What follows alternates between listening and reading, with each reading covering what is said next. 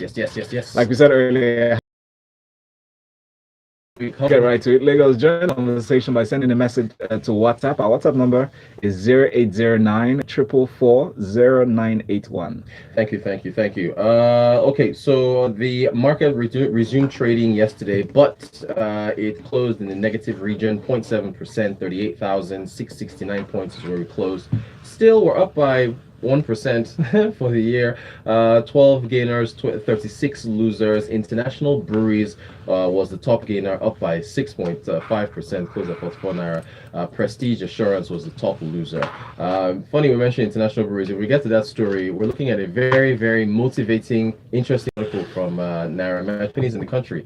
And Lagos, you'll be very to see some of these numbers and what these CEOs were making. I think they got it from their financial reports, yeah? Yes. But we're not going to start with that. I just mentioned that because International Breweries was the top gainer and their CEO makes a lot of money every year. He makes hundreds of millions of naira, yeah. But let's start with this article, this piece from the economist Nonso Obikili. I really liked it. I'm going to tweet it for you guys out there to read it as well. Titi, let's break down this piece. He's looking at, the title is Interpreting Evidence for Policy. I think he's talking about economic policy, yeah? Yes. Okay, so what are we seeing from what Nonso wrote here?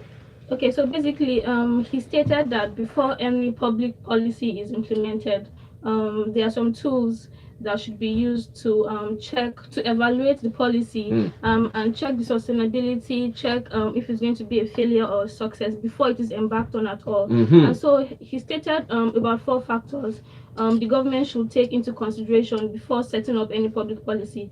And he particularly focused on grants, so grants to small and medium scale enterprises. Say for example, the UWIN program. So first of all, he stated that the costs have to be studied closely. So for cost now, he explained that the benefits of the program must be higher than the cost incurred by the government in setting up the program. So say for example, to pay out beneficiaries of the UWIN program, if the government uses monetary or fiscal policy, say an increase in interest rates or an increase in tax to get funds in order to pay out these beneficiaries, and then in the process people are not able to meet up with their daily needs just because of these policies by the government. He stated that the program is termed a failure. It's not a success. And now, by the way, UWIN, if you remember correctly, they were disbursing about $50,000 to a number of. So cool. All right. So that's cost, yeah. Yes, that's for cost. Okay. So secondly, he mentioned substitution. So for substitution, we are looking at other the reaction of other agencies aside the agency that is disbursing. So say for UWIN again, the government is responsible for disbursing the funds. So he's stating that if as a result of this disbursement by the government, other agencies such as the bank that loan money to these businesses or small and medium scale enterprises decide to cut out their own aspect of this disbursing funds, then the program is termed a failure. So take for instance, if the government decides to disburse 150 billion naira to small and medium scale enterprises, entrepreneurs, and then as a result of this, the bank decides to cut out its usual say 200 billion naira allocation, then the policy is termed a failure. Because there's a substitution effect. And then he mentioned sustainability, and of course this is a major issue in Nigeria. So he stated that so if government change, particularly as a result of government change, so if say during the Good Luck administration there was UWIN, right, and then Buhari is coming up with his own program. So as a result of this, he stated that this sector might actually suffer. So it's actually a major issue. I find it quite interesting. The issue of sustainability has to be taken very seriously. So when government changes, what happens to the sector, what happens to the program itself. So yes, and then finally he mentioned the scale, or let's say the scope.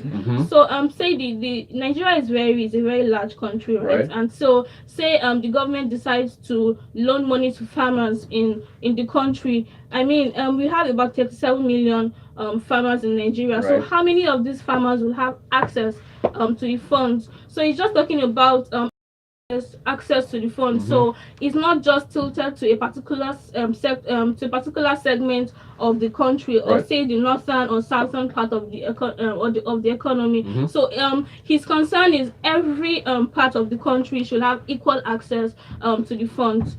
I think in addition, I would just like to add that the aspect of monitoring this policy should actually be evaluated as well. So the government gives loans to entrepreneurs. Do they actually monitor if these entrepreneurs, because of course there'll be a business plan presentation before the government decides to pick select the entrepreneurs to give the loans to. So do they actually monitor if the funds that they collect to implement their businesses, or do they actually closely monitor these entrepreneurs? So I think that's also a question that needs to be answered. But all in all, I think it's a good guide, to the government, before any. It's not just about grants. So before any public policy is enacted, so there's a need for it to be evaluated broadly. Now, of course, whether or not the government actually takes this into account is there's also, you also mentioned the Anchor Borrowers Program. Yes, yeah, that one too. Focusing on the rice and a few other things, and trying to prop up that sector. So very, very good stuff there.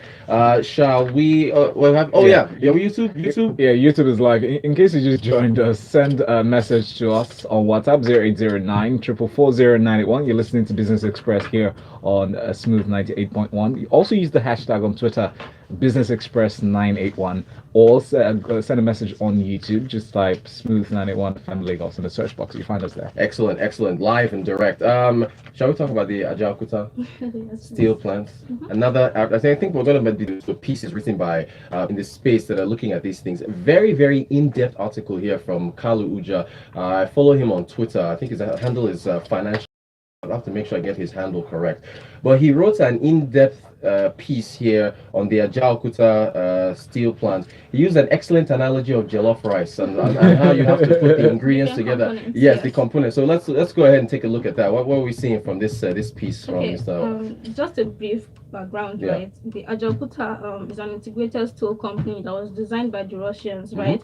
To be self-sufficient in steel production. As we get all the required inputs and products necessary to produce steel in Nigeria. Yes. And it was actually incorporated in 1979. So it's in Kogi State. And by 1973, sustainable iron ore deposits were discovered in Itape. Okay. That's close to Kogi State as well. It's a region in Kogi State. And creates a factory. 8% of 40 were completed. And of course, if 40 plants are completed, then you can start production independently, right? Okay. And then the target was to produce about 1.3 million tons of liquid steel per annum. Now looking at Ajaokuta, we all know it's not been functioning for a long while. So we are looking at a period of 24 years, right? So 1994 to present, it's not been functioning. Why? That's the major that's the major issue the article faced. So when iron ore was discovered in Itape, the quality of the iron ore was not production standard. So there was a need for it to be upgraded or further refined, before it will be transported to Ajaokuta, where steel will be produced. Now, the federal government of Nigeria built the National Iron Ore Mining Company, to refine this product before it will be transported for further steel production. But this company has not been operational since 1994, and I'm wondering why. By the way, 1994 was a World Cup year. The US, we're in a World Cup year again. Looking at this, the US hosted the Bengal Komo sent in a message. It said money allocated to health and education in the 2017 budget was a dismal 98 billion. I do not think that will fare better this year. Do policymakers not necessary before we get back to that? So why is it hard for government in Nigeria to focus on what is existing before moving on to what is not yet working, or what is about to work? Because the possibility that what's already existing will work is considered. Now, there are loans here and there for new startups or SMEs, fantastic. But why is it difficult for someone with an annual take home of 3 million to have a difficulty in affording a decent mortgage? Right. After all, that's a form of loan too, right? Because I'm wondering if they expect these SME fellas to sleep under the bridge and run their business. The other day, the VIP who's a pastor lied. Okay, we're not going into that. Yeah, he's calling out the vice president. Yeah, that's not cool. Unsavory comments. That's not cool. We'll get back to the messages after the next. All right, go ahead. So so aside the fact that we can't produce because the national iron ore mining company is not in existence, another major issue is the issue of transportation. So steel is heavy, and of course it has to be transported by railway. Okay. So well, the transport system, the railway that was constructed, I think the construction started as well around that period, 1994. It's not been functional till date, and I wonder why. I mean, that's a pretty long time. Right. It's just railway, right? We can actually focus on this and ensure that it is built, and so we can transport. So the major issue now is Ajaokuta is not functioning because we don't have we don't have the high quality iron ore needed to produce steel, and that's because the national iron ore mining company that is expected to refine the raw products is not in existence. Also, the railway, that's a major transport system, and that's a major avenue how the iron ore is to be transported from Itakpe to Ajaokuta is not also in existence. So of course we have to review these issues. I mean, we've been on this for a very long review, these two major issues. So why is the national iron ore mining company not functioning?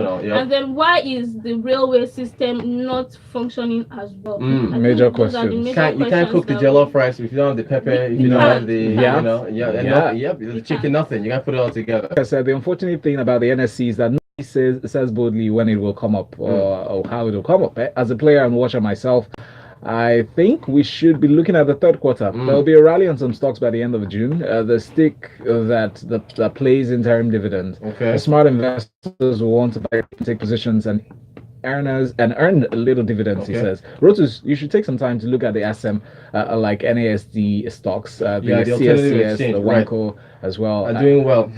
Yep. It's the amount of trading that takes place, though, Raymaker, but we will take that into consideration. Thanks. And Benga is asking, what about the stripping of equipment in Ajaokuta by those who had bought it? Benga, that's another one. Another question. Benga Jai says, the state of the economy is very lopsided. I wonder why the FG are doing, what are they doing to make it straight and smooth? It's well. It is well. And Cruz wants to know, it's Titi's voice, actually. Sounds like okay, no. I'm training. No. This is a new voice. I don't think he's ever heard Titi's voice. So the voice you're hearing, for those who are new, is Titi from Afri Invest. They have some very smart people over there at Afri Invest. By the way, if you want, to do your due diligence on any stocks you want to buy, they should contact you guys. Yes, please contact Afri Invest. Exactly. All right. Thank you very much for your comments and your contributions, Lagos. Coming up next is Frankly Speaking with Muyo Afolabi, and right after that at 7:30, we'll bring you a detailed analysis of the stories on our newspapers inside of Freshly Pressed, and here at Smooth 98.1. Business Express. I really feel like the steel company should be closed down.